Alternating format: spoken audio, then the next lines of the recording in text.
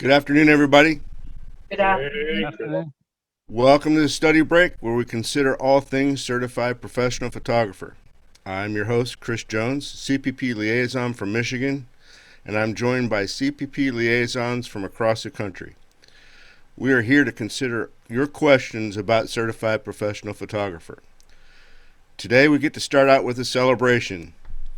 J.R. St. John has been with us for a few months now. He took his exam on Sunday, and he let us know that he passed the test. Woohoo. So congratulations, JR, and you're on to the next step of preparing for the technical image submission. So we're changing the format of the study break just a bit.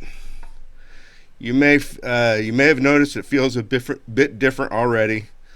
I will be your host for this time. I will be monitoring the chat, so I get to be the voice of the chat. There are so many liaisons that want to help that we felt it would be a good thing for you to be acquainted with them. So liaisons from across the country will moderate your questions. Chuck Odom will be the technical image guru. Chuck Odom, the technical image guru, will be our resource monitor. Oh, Chuck will find the links and resources to our in our conversations and post them in the chat. So without further ado, I want to introduce James Martinez.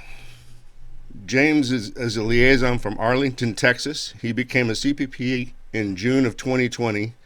He has jumped right in to be a liaison this year. James has been a working pro since 1991. He has been a still photographer and videographer for NBC and CBS. He recently decided to start his business, Shutter Kings Photography. James says the thing he gained the most from getting his CPP is a better understanding of the settings in his setup and why he uses them. Welcome, James. Thank you. So I know today we talked about the questions. Can we share screen? Can I do that? Yeah, I'll get you set Do up you there, want me to James. go ahead and just start with that, or do we want to go ahead and ask if there's any other questions first? I usually open it up for questions first. So I got Oh, actually, Chuck needs to make sure that we've got screen share available. Yeah, I think anybody can screen share. Okay, That's awesome. I see it. Yep, I'll wait. So are there any questions before we start? well, it seems, I believe that all of the photographers on here have already passed their CPP. Is that correct? The exam itself, Written? the written? Is that true? Correct. Yeah. I'm a So newbie, not me. I'm a newbie. Oh. Monique. 20? Sorry, just trying to get set up here. Did you have a question there, Mary? No, because what I was going to say is then the ones who have already passed would have questions about the image submission, not about the exam. And so if there are other people that want to ask other questions, then perhaps they should start. Sure. You see that Lawrence and Monique are both new to the group. Monique and who? I missed the first name. Lawrence. Lauren. Okay.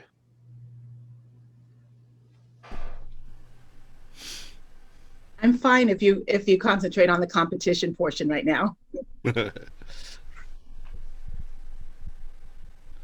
So, and Lawrence says he is too. So Okay, so then one of the questions I will ask about the image competition is the photo that we are, one of the horizontals, the landscape photos that we're taking from above.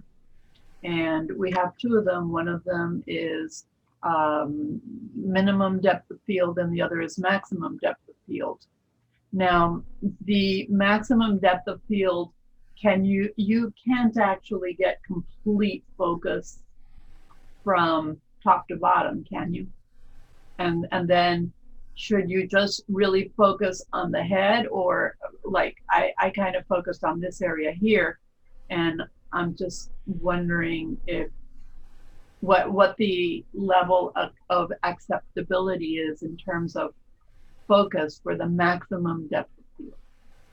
What I generally tell people is look at the sample images, because if you look at the sample images, yeah, they don't have sharpness all the way through. I would never consider them myself acceptably sharp. But if you compare the sharpness in yours to the sharpness in the sample, and yours are just as sharp or even a little bit sharper than the samples, you should be good to go. Ah, okay. Yeah, Because because I don't see if them. you look at them, if you look at the samples, his the maximum depth of field sample, yeah, those crayons weren't all that sharp. They're not. But you know, if you can get it at least that sharp from head to toe, it should be fine. I mean, that's the guidance that we have is those, you know, you should be as close to those images as possible. They don't have to be an exact duplicate, but as close as you can get it. Yeah, because even to me, when I look at the maximum depth of field photo, even the top of the head doesn't look totally sharp. Am I wrong?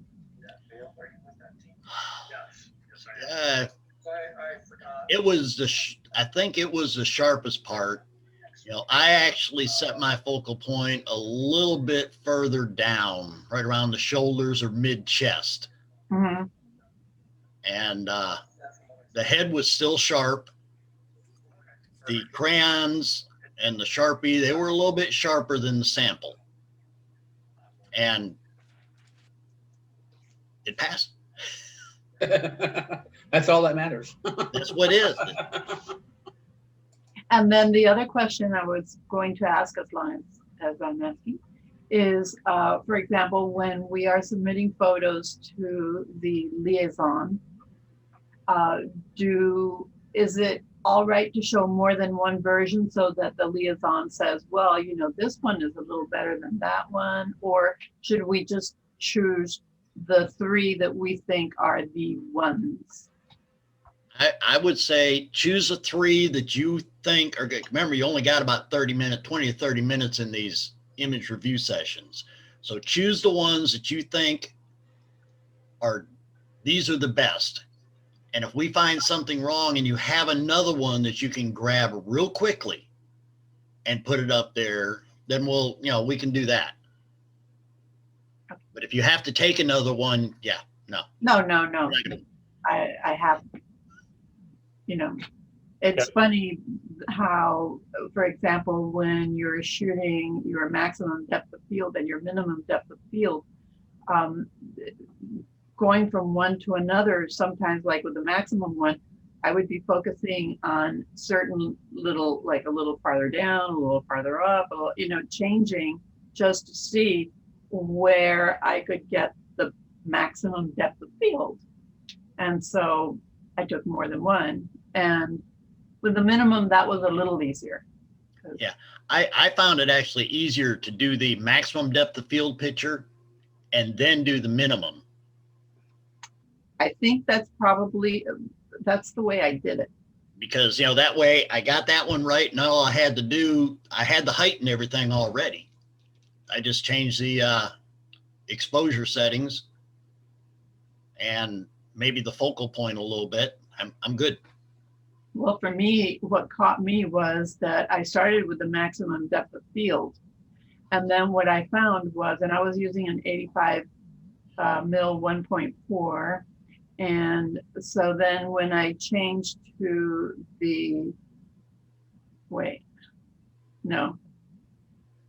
I started with the minimum and then I went to the maximum.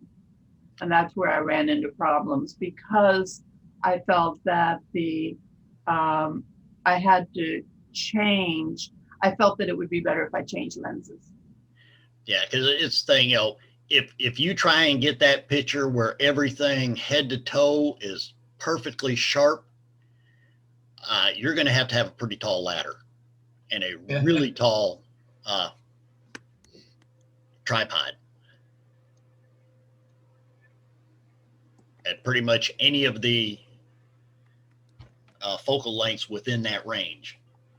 That's why it says, gives you a little bit of leeway, acceptable, not completely sharp. And then, you have to use your knowledge and experience as a photographer to determine what you consider acceptably sharp. So that's what they're judging. Yeah. If I have good judgment.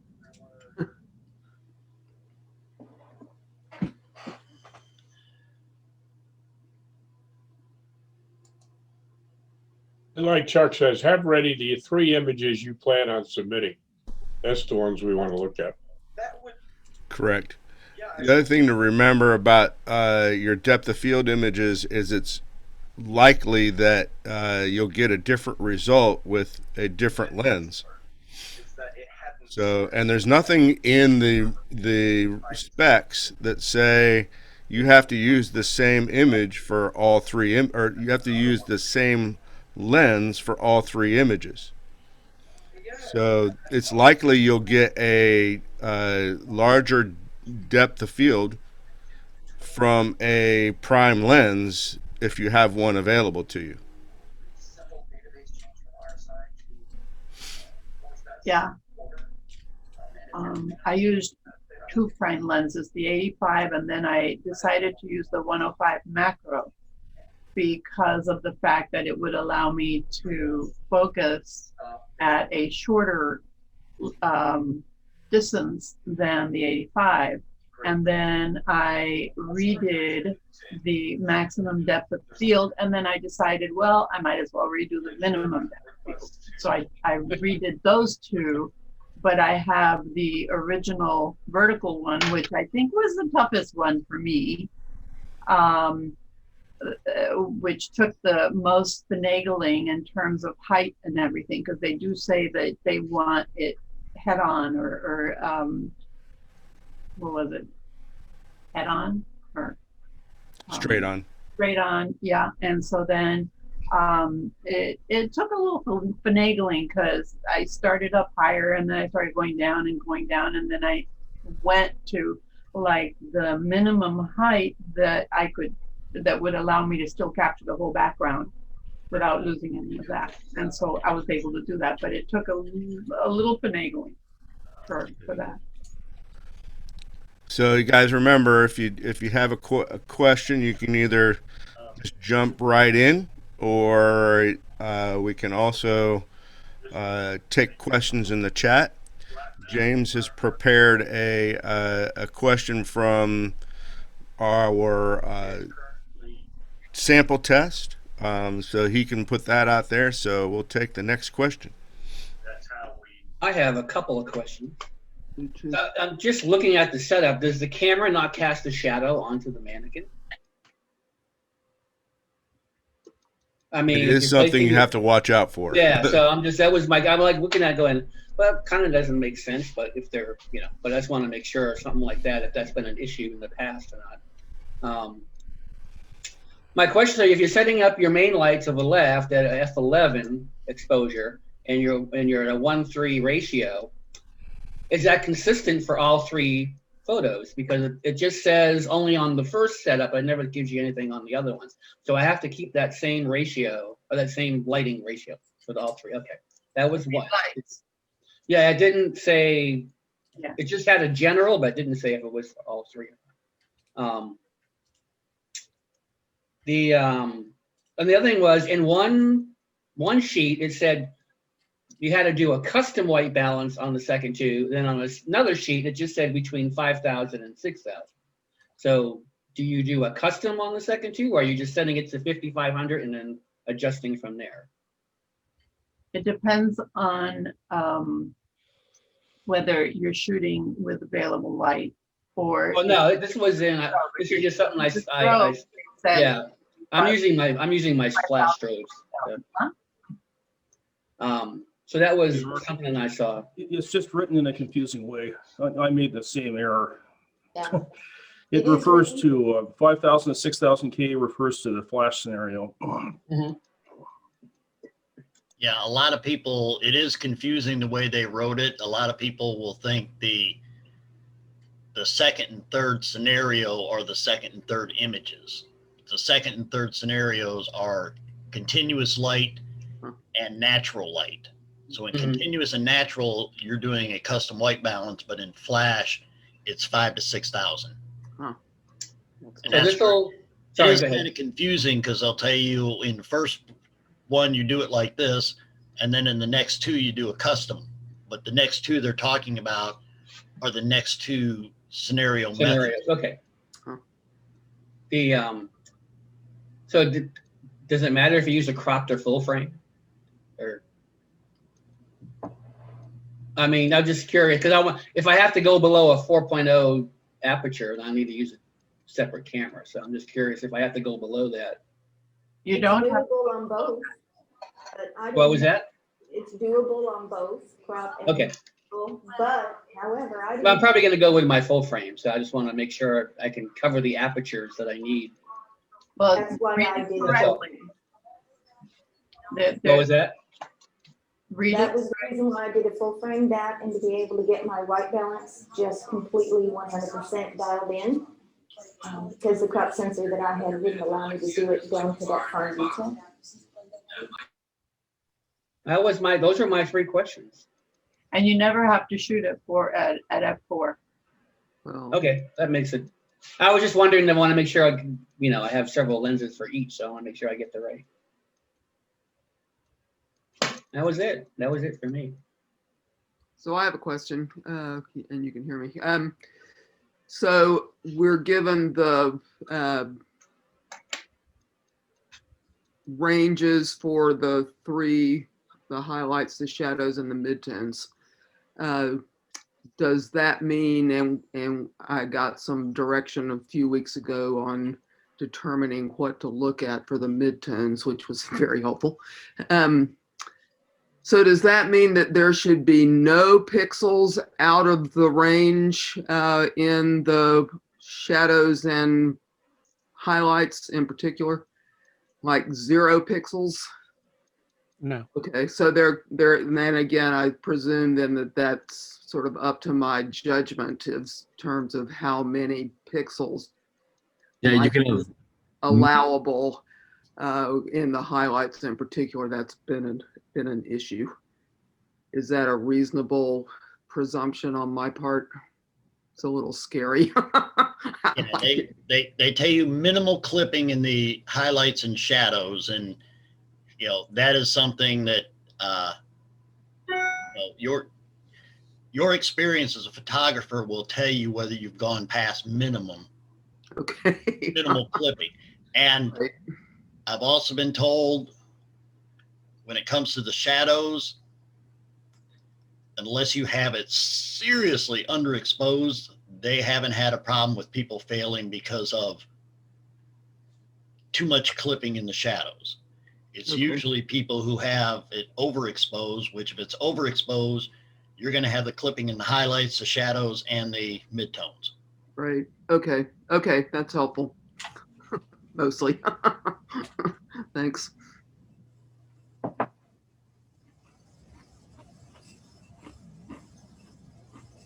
Well, I've been working on, hi everybody, Sadia.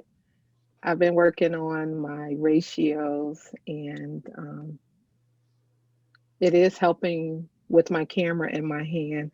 I did get stumped on one, if someone can help me kind of understand this one. Should I put the question in the chat? Yeah, that'll be good. Then we can Okay. all see it. Okay.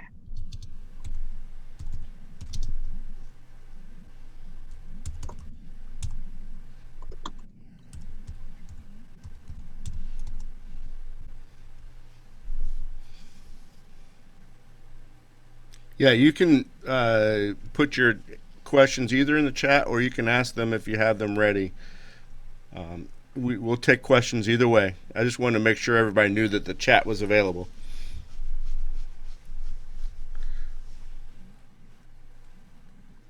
And while we're getting ready there, James, that might be a good opportunity since it sounds like it could be related. Right. Go ahead and start. Yeah, go ahead and put your question out there. Okay, so Let me see if I can pull this desktop.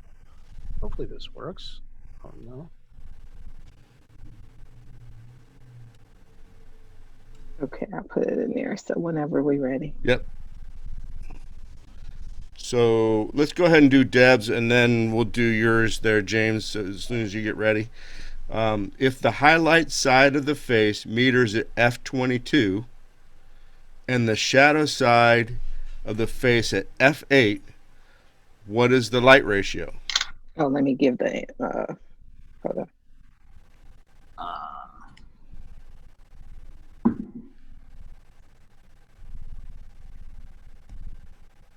3 times.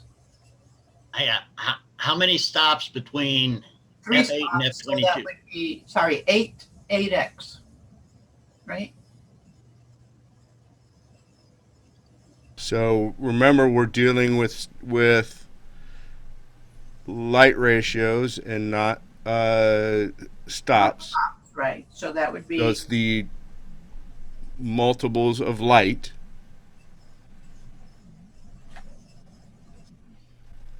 Yeah, but This one really got me. I kind of understood it a know little how many bit, but stops between the two, that'll tell you how much more light is on the highlight side than the shadow side. say that again, Chet.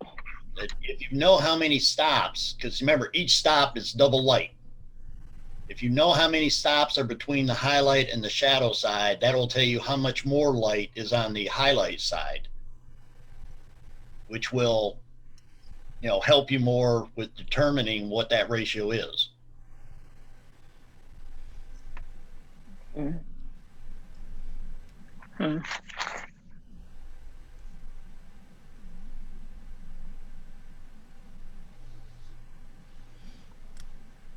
I think Tom says unless they have changed the verbiage on the test, light ratios is a mathematical.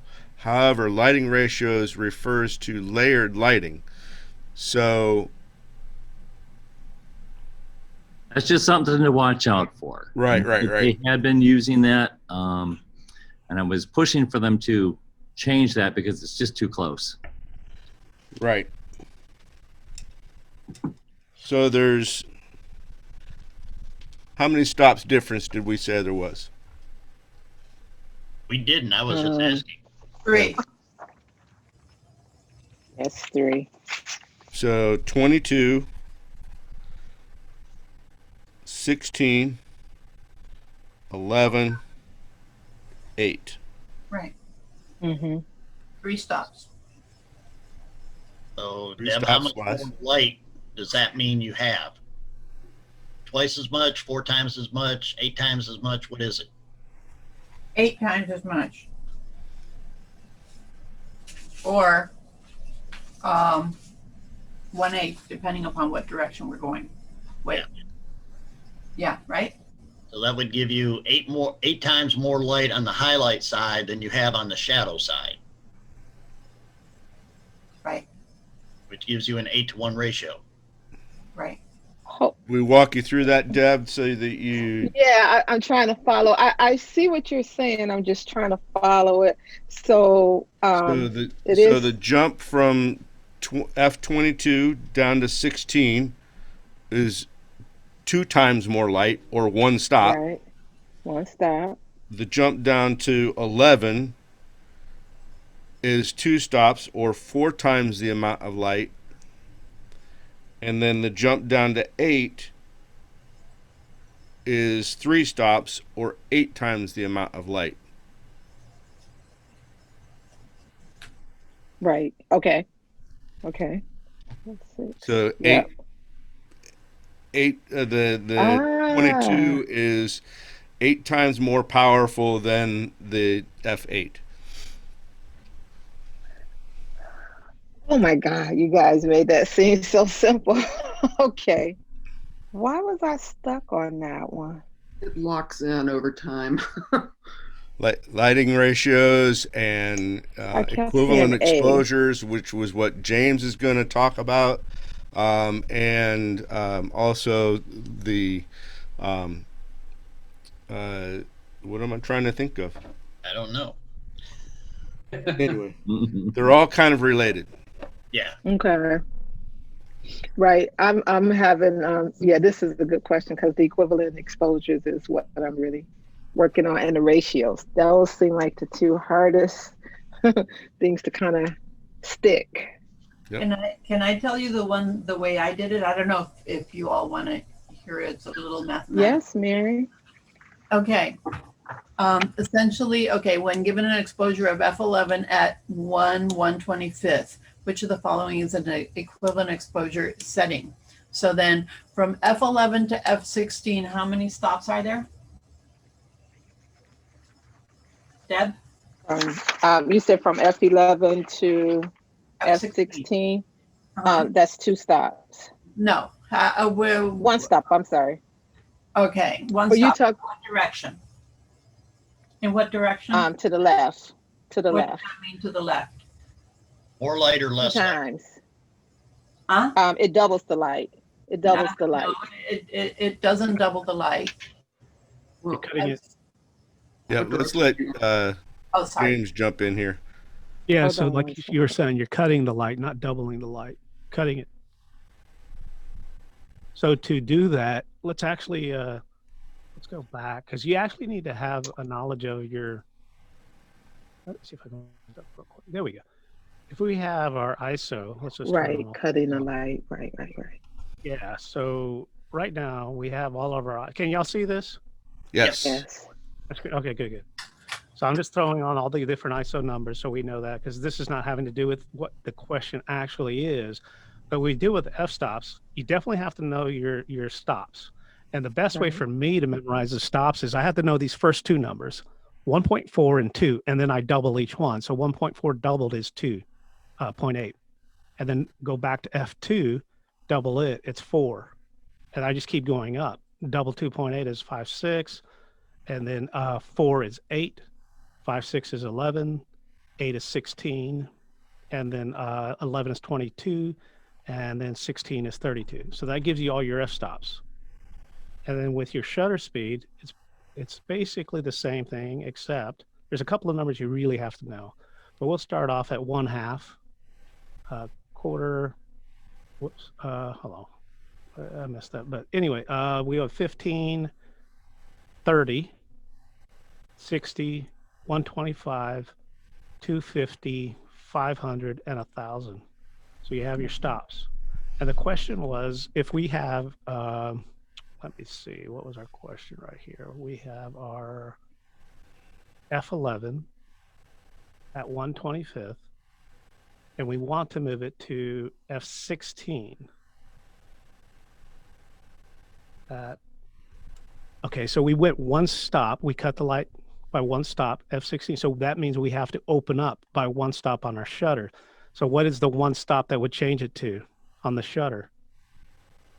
1/60th. There you go. So if you have it laid out like this, it makes it so much easier on your tests to answer all the questions when they're dealing with stops. And so we can go back to the original that it said F16 at 160. And if you want to go back and you can look at F8 at 160. So if we were to look at F8 at 160, F8 is one stop opened up.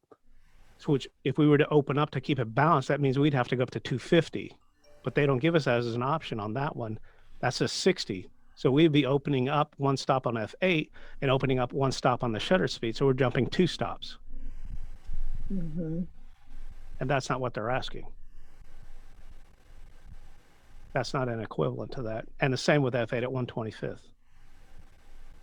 So if I could just add a strategy here, looking at all those 4 answers, when it's the equivalent exposure, so something's going to go up, something's going to go down to match. If you look at D, it still uses 1/125. So there's no way that F16 at 1/125 can be the same as F11 at 1/125. Exactly. And the same for C. So for me, I would count those 2 answers out immediately because they're impossible to be right. And that leaves A and B. And so what we've just looked at is a way that you can see the seesaw of what changes your intensity, your exposure, according to which way you go, which was a great example. And Deb, that's one of the reasons you might have heard different people say that at the very beginning of the test, you write out all your f-stops and you write out all your ISOs and you write out all your shutter speeds. And that way you don't have to be thinking in your head. On paper, it's often a lot more clear, just as we saw this visual example. So James, if I can ask, in your visual example, and I'm just playing a little bit of devil's advocate here, can you explain your the graphics that go along with your numbers? Yeah, so we go up to the f-stop. It's the depth of field. Because it's 1.4, it's a shallow depth of field. If your subject is your main focus, everything behind it, for the most part, is going to be out of focus. And if we go over to f32, everything, for the most part, will be in focus at f32. And then along the way, you can see how it starts at f1.4.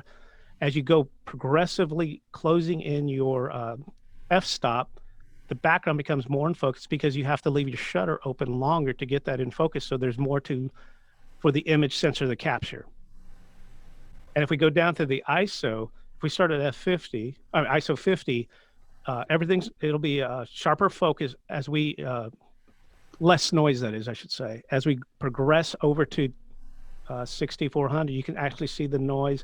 And depending on your camera, some cameras show at 800, it's very noisy. I know I have an old camera, I think it's a 7D, that's pretty noisy at 800.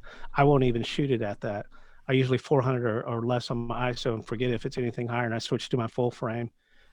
And then on the shutter speed, at 1,000th perfect sharpness of somebody, if this example is somebody running, and as we go across all the way to 1/2 second, it's blurred. If you were to do the exact same setup, if you had, let's say, an f-stop of 5.6, an ISO of 100, and all you did is change the shutter, then you would have from sharp to blur composition, exposure, capture. So the struggle I always had was particularly with lens openings, they seem backwards to me. Yeah. Yes. The smaller number. It's actually allowing. What's it's that? 1/1.4. Right. It's actually a larger number than f32 because it's 1/32, which is a smaller fraction than 1.4. Right. So for me to remember that the smaller f-stop is where it is, provides less light, but it also provides more sharpness. So the larger number provides more sharpness but less light. Correct. Yeah, way to think about the f-stops. And I don't have my video on because I'm driving to Houston right now. But a way to think about the way the f-stops work, if you think about the effect, the numbers make sense. Smaller number, less depth of focus. Larger number, more depth of focus. But if you think about it from the exposure standpoint, then it's reversed. Smaller number is more light, larger number is less light. So if you think from an effect standpoint and an exposure standpoint, it kind of helps separate those out as to what they do. Right. And also on the f-stop, the way I thought about it originally, because I was always trying to remember which is which, is I think of it as a loaf of bread.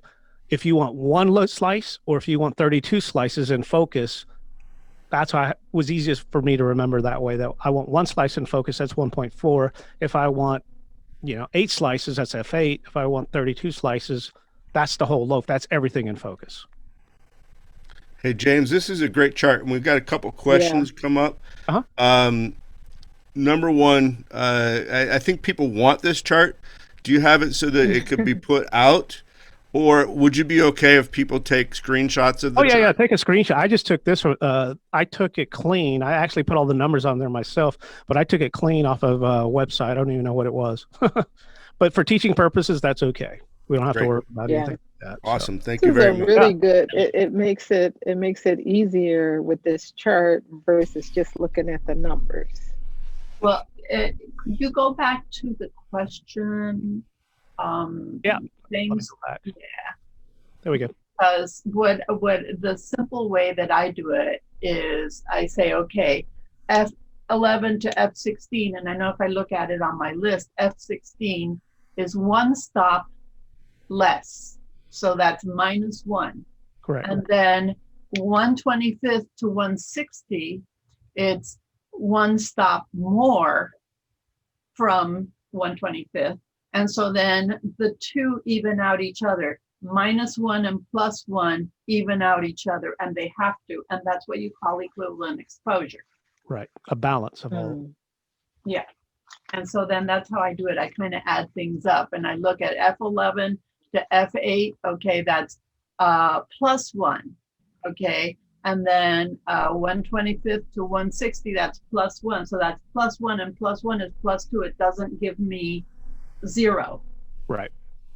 And so that's how I do it. That my husband gave me that will help.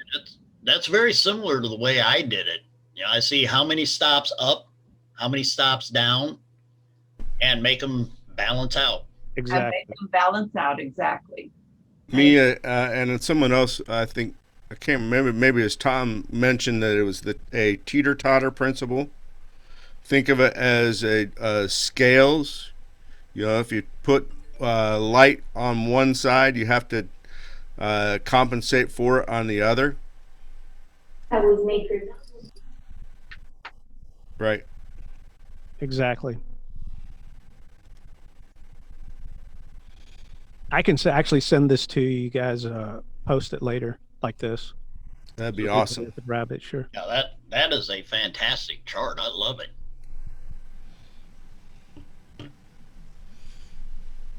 Okay, I'm going to stop sharing screen. You can upload that to the chat and then people could download it right from there. Exactly. Yeah, that's what I was going to do after this. I'll upload it to the chat for sure. Awesome. Thank you very much. Any other questions before I stop the share? Thank you very much, James. I appreciate your help today. That's an awesome visual. So how are we doing on time? We're about halfway through, a little over halfway through. Anybody have any questions that we can dialogue on?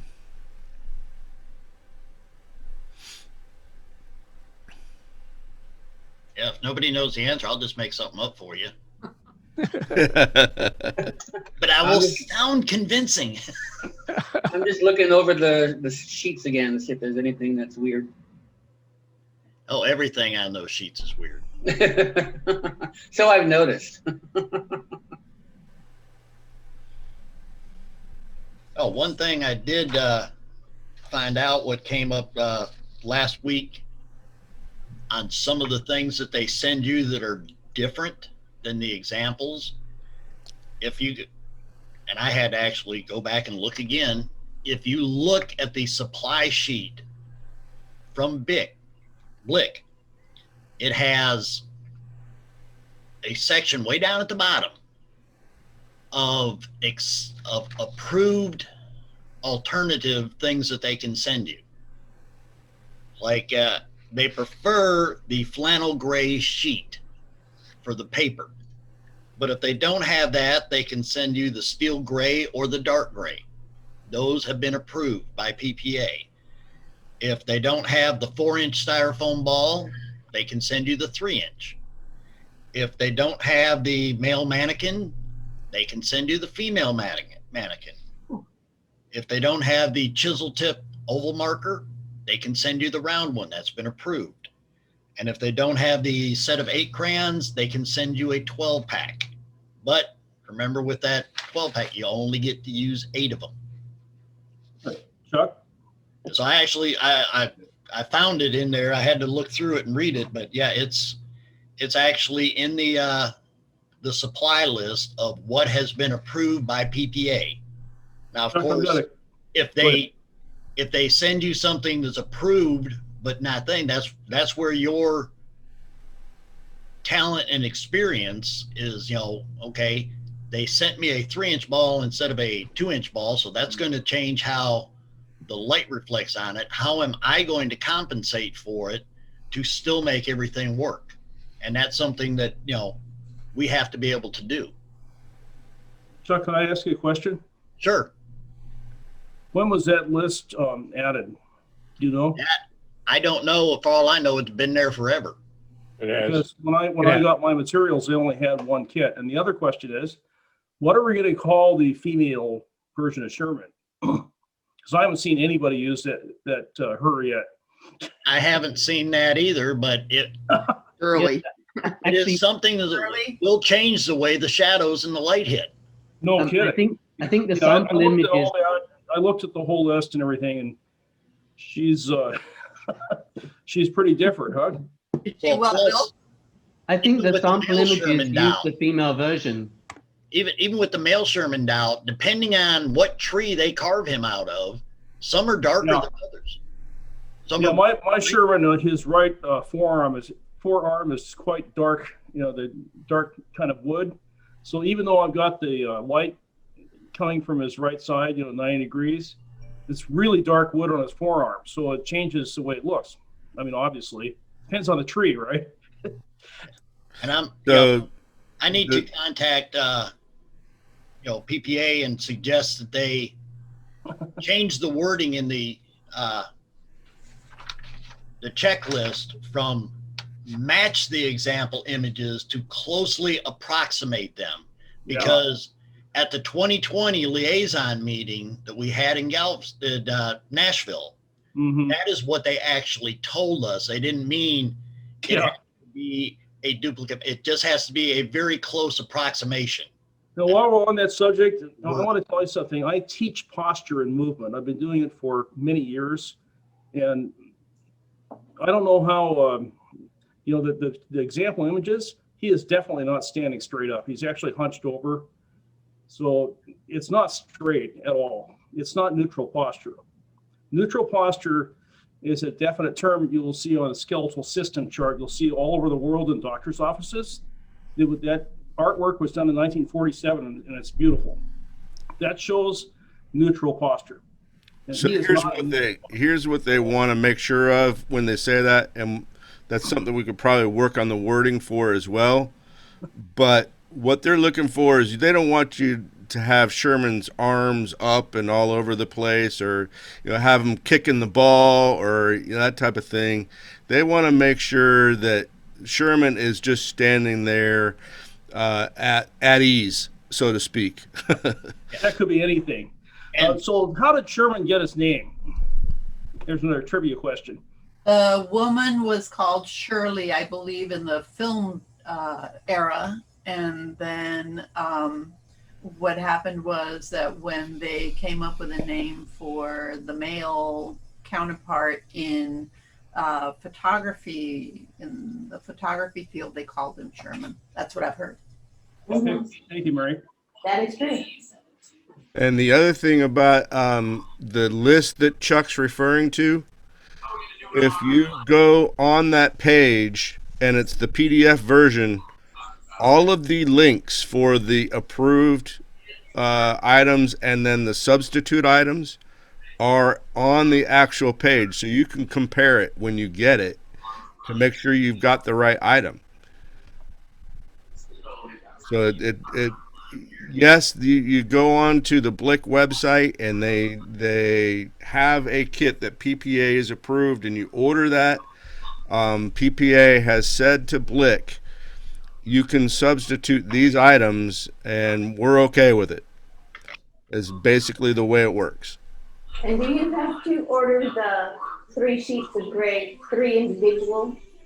Because that's been something that's been asked. Yeah, that's something you got to watch out for. The list that's that Blick has on their website only has one of the sheets of paper in the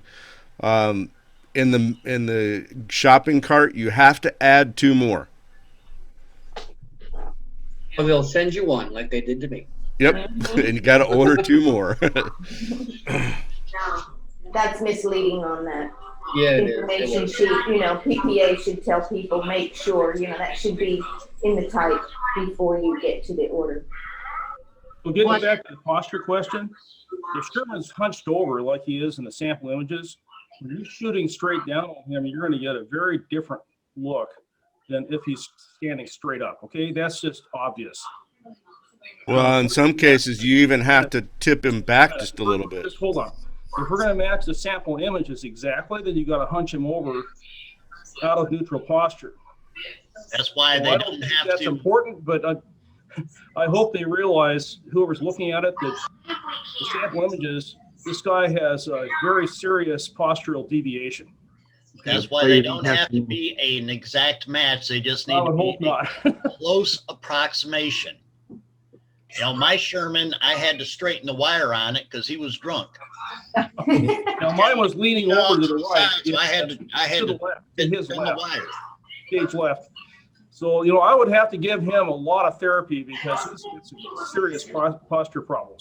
But like I said, they put it out to all liaisons at the 2020 liaison meeting that when it says match it, it doesn't mean an exact duplicate. It means a very close approximation. Okay.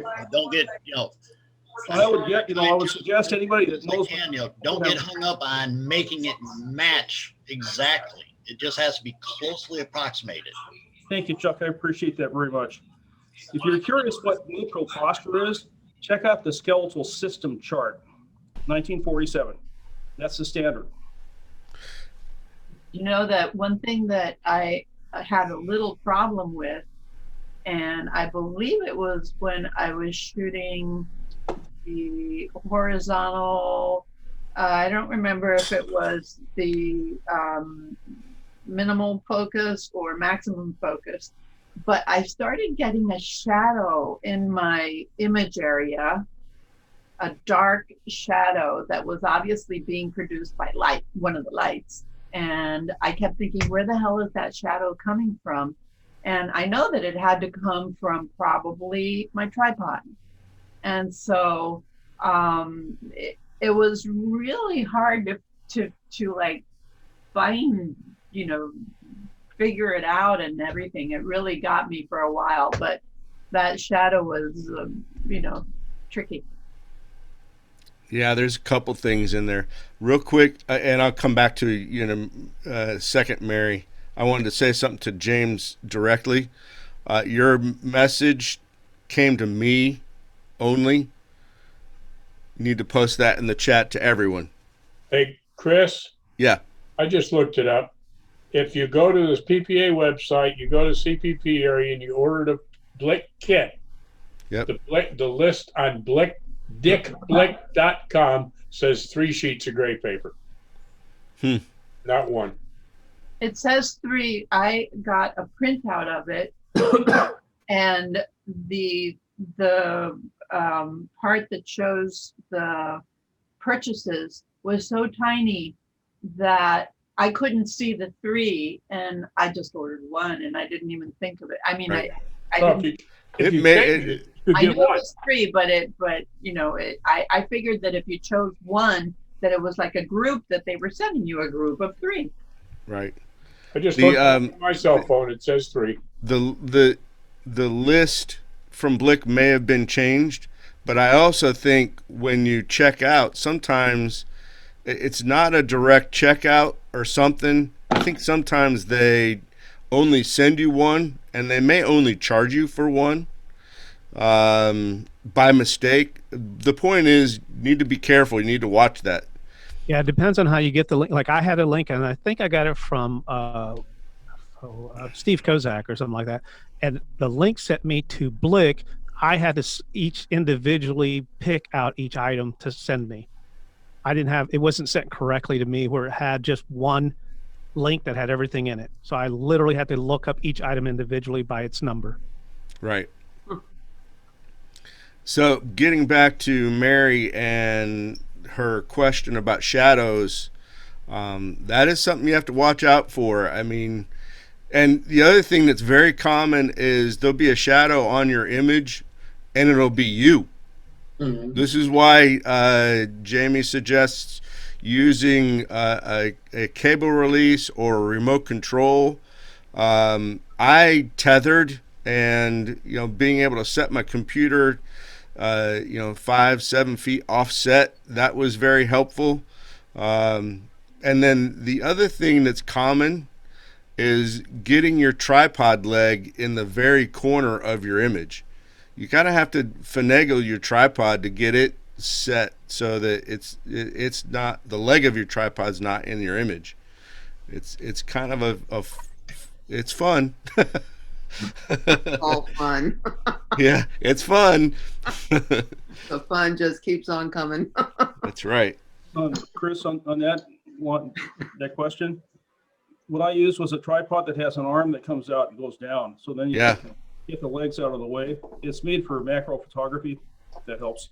Yep, they definitely a sidearm definitely helps. What's that? I'm sorry. A sidearm definitely helps if you have that available to you. Option. Right. I mean, this is a sidearm, but you could also have it in a different way. I've seen different setups. Yep. Yeah. So I have a metering question. Go for it. So I got my setup, I got my light and I get my f11 and my 1:3 ratio. So I'm set for all 3 pictures at that point. It's going to stay the same. But in the videos and on the, he always meters his lights individually. So am I metering at the mannequin to get my other information? Or so that's what I would do if I was doing a headshot. I have my 2 lights, I would meter the person. So is that basically where I'm going to meter my mannequin? And then if I'm overhead, am I doing metering it straight on from the lights as well? Or am I not metering looking down at Jamie was I'm making it more complicated than it needs to be. No, you're not. I mean, metering always has a technique, and people have their different techniques to get proper exposures for their camera and their setup. In this case, Jamie's pretty clear, pretty set on you metering with both lights on. And you're metering at the head of Sherman, aimed with the bulb of your meter aimed at each light, and then you're blocking the light that's not that you're not metering. Right. So that's making sure my 2 lights are proper. But when I'm going for my overall exposure, to get because it says do this and put it your aperture is here and you got your lights, and then use the information in your meter to do the rest of the photo. Right. So am I metering like I would do like a headshot? I would meter the person with both lights firing on them at the same time. Both lights, and I would meter right back towards the camera.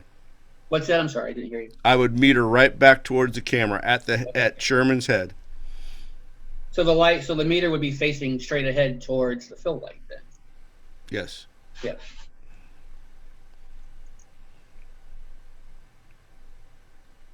And the other thing to keep in mind is on that checklist, nowhere on that checklist does it say anything about lighting ratio. It did, but it said on the setup that it was f11 to your left and 1/3 ratio. Right, that you set. But none of the images are f11, so that forces you to use your equivalent exposure knowledge. Right, yeah, but the light is measured at f11, but the actual aperture, they give you the aperture for each scenario. One was 16 and one was right. So you have to use your knowledge of equivalent exposure because none of them are set there. But on the checklist, they check for direction of light. Mm-hmm. But they do not check for a lighting ratio. But they can tell if you have a fill light. Yeah, no, but I mean, I want to make sure that when they said set this one there and this one is set your fill light to a 1:3 ratio. So I want to make sure that those are both proper. But if they're not looking for the ratio, I mean that's their problem. But I just want to make sure I'm set up with the way they describe on the paper.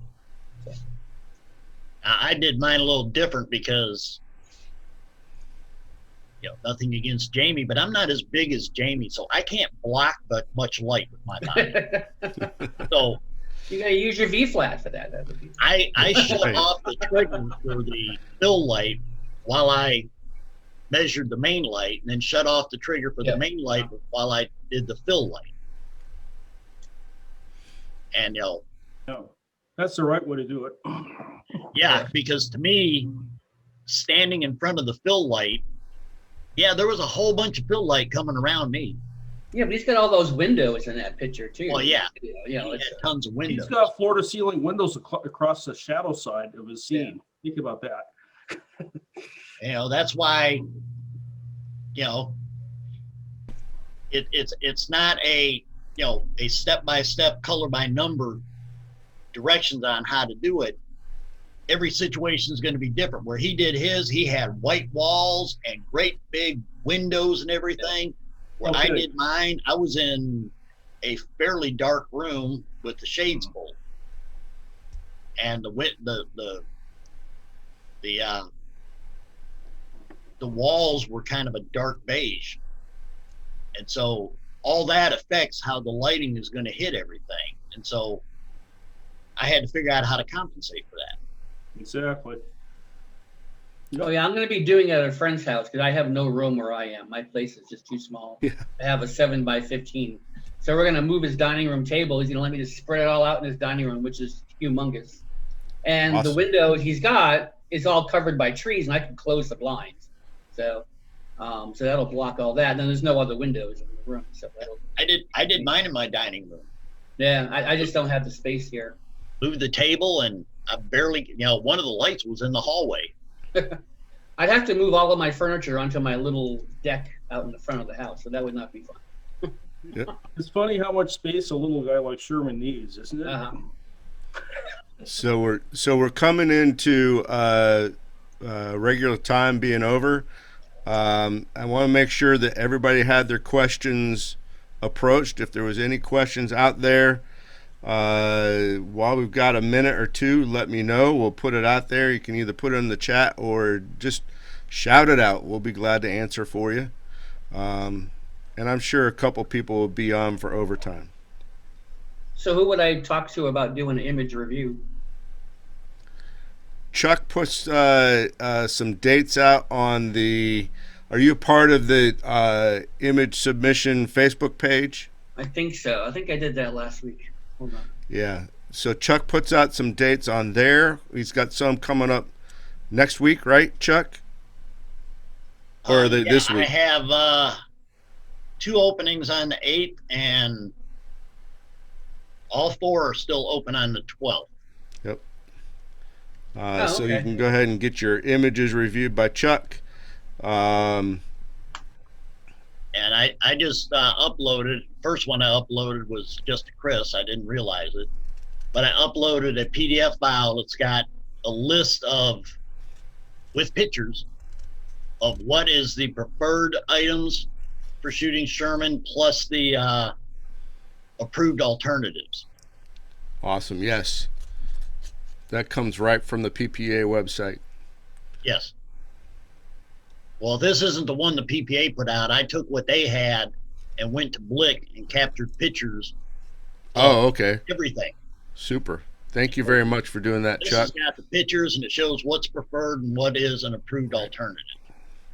I want to take a real quick moment here and thank James. You did a good job today. Thank you very much. Yay, Jay. Very good. And I uploaded the chart. It says chart in the chat. Awesome. And I'll stay on here for overtime here for the next couple of minutes. Anybody has any questions, feel free. If you want to stay on with me, and we'll have some candid conversation. So Just one question. Oh, I'm sorry. Go ahead. go ahead, Monique, Deb. Just one question, and I'm asking because I just had a conversation with some other photographers. I'm using Kozak's study guide, and someone said that Alderman's was easier. Anybody got a preference? I'm going to stick with Kozak, but I just told them that I would ask that question. What was the question? Yeah, we didn't hear quite. Kozak study guide or Alderman's? Oh, okay. I'm using Kozak. Yeah, the original one is Alderman's. Steve, when I was taking my CPP test, Steve did a little bit of overtime with us, and he explains things very well. So I like both. Steve has an opinion. Oh, Steve's saying goodbye. So Okay. I think both are going to be I- good. Both are going to get you information that you need. John's saying goodbye. Goodbye, John. Bye, Hi, John. great to see everyone. See you Good next to time. see you, John. Hi, John. Hi, John. I use Kozak and I loved it. Yes, that's the one I'm using, Kozak. Someone told me that Alderman's was a little easier, but I like how Kozak explains it because he's very thorough. Yeah. I agree. I actually had the Alderman guide, and I did Kozak. And the reason I looked at Kozak too is one, it had online tests, and plus, if I had a question, I could submit a question to Steve. Unfortunately, Mr. Alderman had passed away by the time I took mine, so there was no way to get any updates from him. Right. Yeah, I took his Steve's class as well, which is really good. It's for I think roughly $99 or something like that. Yeah, it was. Do we do that online, James? He Yeah, does it online? that's how I did it Okay. online. Yep. Yeah, the $99 online. You get the book, you get the practice test, And bunch then of you videos once a week. Yeah, I was going to take the Ottoman one. I was going to take a class with him right at the moment in which he passed away. So it was too bad. But one thing I was going to ask Chuck for the people who are going to have images submitted for consideration is I guess it doesn't matter how we submit them. I mean, I use Lightroom and I can share that. That's probably the easiest way for me to share the image with you. Is that fine, Chuck? No, because they are going to evaluate everything in Adobe Camera Raw. That is how I can open Camera Raw in Lightroom, no? Yeah. What they do is they look at everything first, Bridge, because that gives them the full metadata so they can see when you took it and all that information. Then they take it into Adobe Camera Raw, the latest version, which I think is 13.1 or something. And then they finish the evaluation in that. So when we do the reviews, we do it exactly the way they do. Actually, I don't really care if I see it in Bridge, because the only thing I need from Bridge is what the date that you took the photo. And I'm going to trust you to have taken it within 90 days of submitting. But in order to do the rest of the evaluation, you have to open it up in Adobe Camera Raw and then share your screen to me so we can see it. Now, Camera Raw, I know that I can open Camera Raw like in Photoshop, but can you open Camera Raw just from Camera Raw? Because I don't think so. I don't go through Bridge. No, you have to go through Bridge or Photoshop to get to Camera Raw. Or Photoshop, or You can go either way. okay. You just do it in Lightroom as well? No, you prefer to do it in RAW?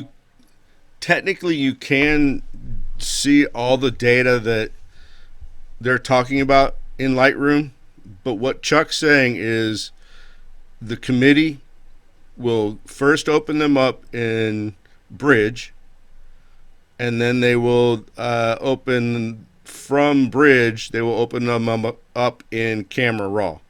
Got it. So to do it, our recommendation is to do it the way that they do it. So, Yeah. Chris, I don't know if you'd want to do it from Photoshop to Camera Raw, because Camera Raw is a filter in Photoshop. Yeah. Right. Yeah, you can open up a Camera Raw filter on a JPEG file in Photoshop. But if you take a raw image and just drag it and drop it into Photoshop, it will automatically open up in Camera Raw. right. That's how I do it.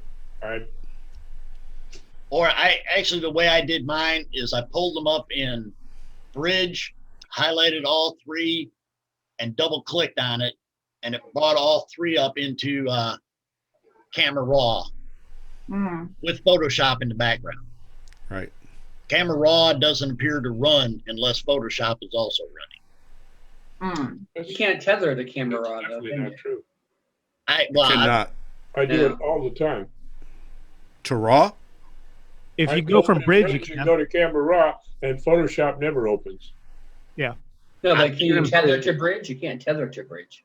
I guess because I've always got Photoshop running, I've never even noticed it. Yeah, if you open a Bridge, you don't have to open Photoshop. Right. I'm about to find out. Hold on.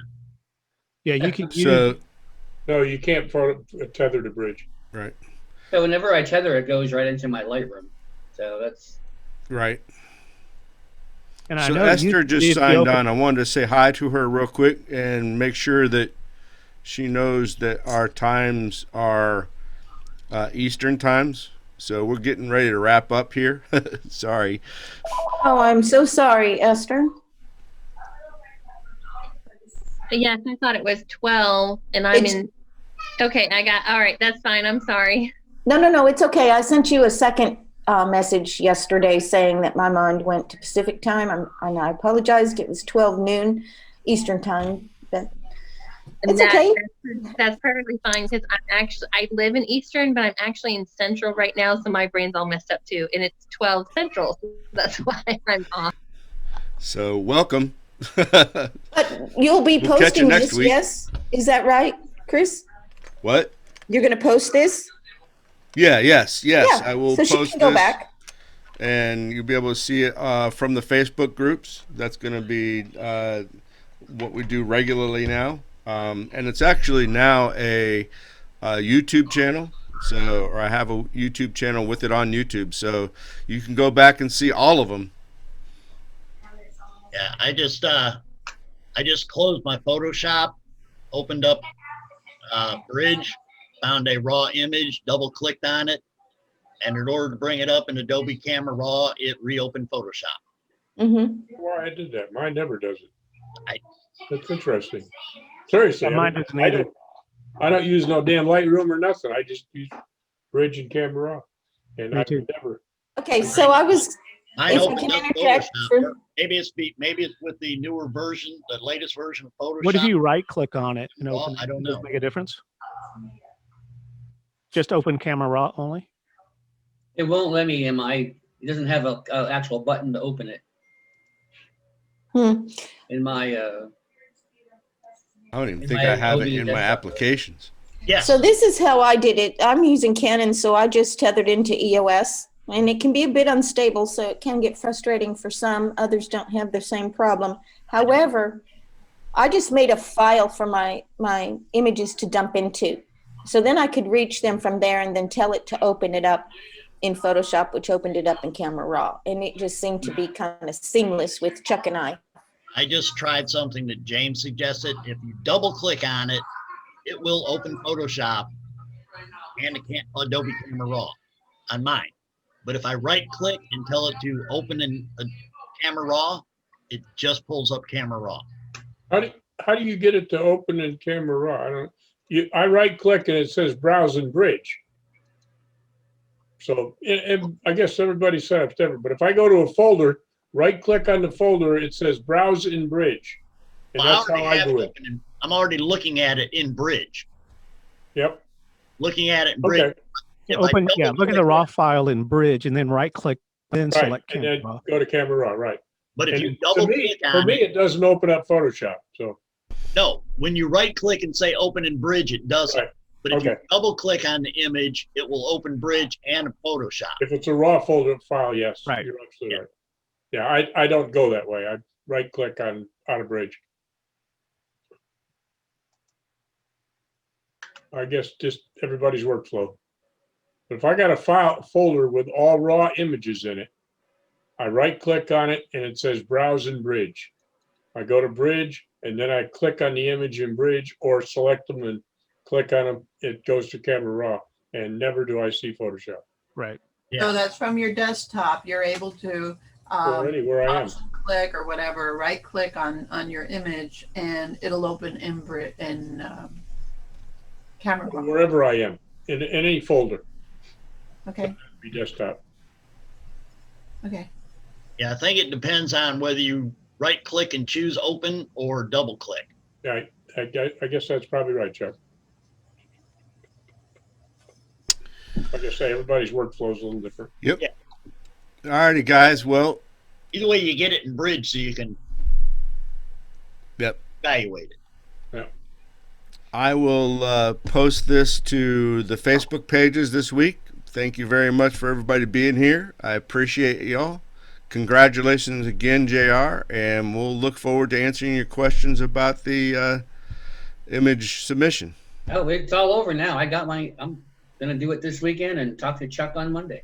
There you go, man. Everything will be done, and then it'll be the shortest turnaround time for a CPP ever, I think. Plow on through. Plow on through. Well, Congratulations, everybody. I just want to say thanks to the four of you, because you guys have been the consistent four, Mir and Skip and Chuck, just for all your input and everything. So that was awesome.